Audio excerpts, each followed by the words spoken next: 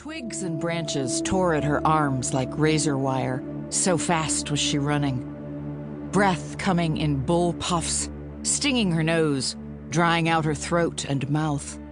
Her feet churned the soil into clouds of dust. It hadn't rained in weeks, the driest August on record.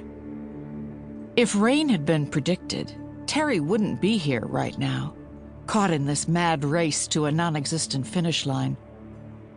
She always checked the Weather Channel assiduously before a hike. 5-day forecasts were relatively accurate, and Terry didn't backpack for more than 3. That way, she only had to take 2 days off, brackets around a weekend, including time for travel. As with everything else, Terry was practical in her outdoor pursuits. She didn't push herself to cover long distances, nor deal with things like bad weather. Trying to get a stove lit under a drumbeat of rain, slick outer gear humidifying the inside of your tent. Who needed that? What she wouldn't give right now for the annoyances of a drowned-out expedition. He was right behind her. Came the breaths she fought to drag in. She could feel their pulse in her eardrums. She couldn't keep going at this pace much longer.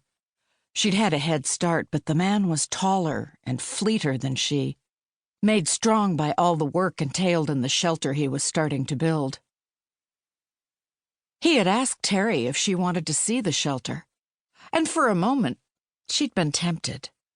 With horrified regret, she recalled the keen insight and interest the man had exhibited in her approach to hiking and equipment preferences.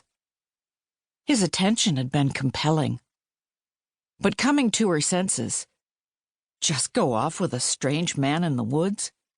Terry had declined, and then he had gotten angry. That was when she ran. Woods surrounded her on all sides, both cape and canopy. She broke through another pincushion of sticks, shutting her eyes to protect them, hoping the ground would stay level before her. Fat, fleshy leaves slapped at her face. Then she realized that the leaves were actually flying through the air like missiles. Terry twisted, shooting a look over her shoulder as she raced on. The man was hacking at trees with a machete, reducing their protruding branches to stubs, whereas Terry had only her body to use as a blade, which was taking its toll on her.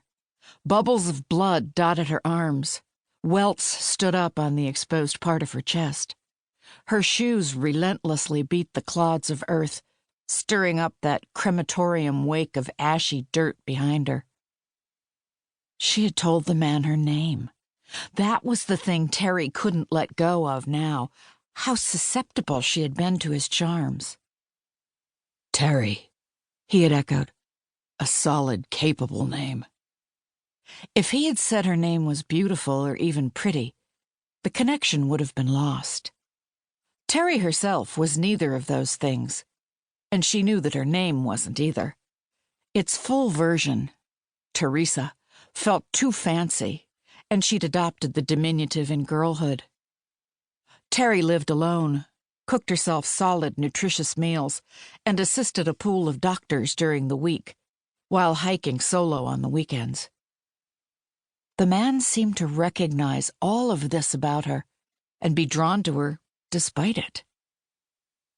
Or because of it.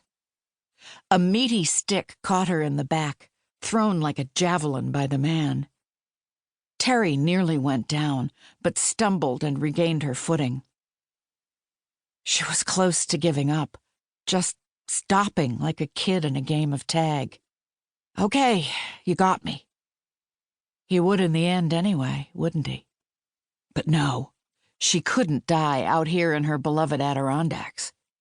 The man was close enough now that she could hear the hissing slash of the machete blade, feel a rainfall of slender pine needles when he sliced through the air with the weapon's steel edge. She drilled down and found a final spurt of speed, not daring to take another look behind her. But the woods were opening up at last, giving way to some other sort of terrain. What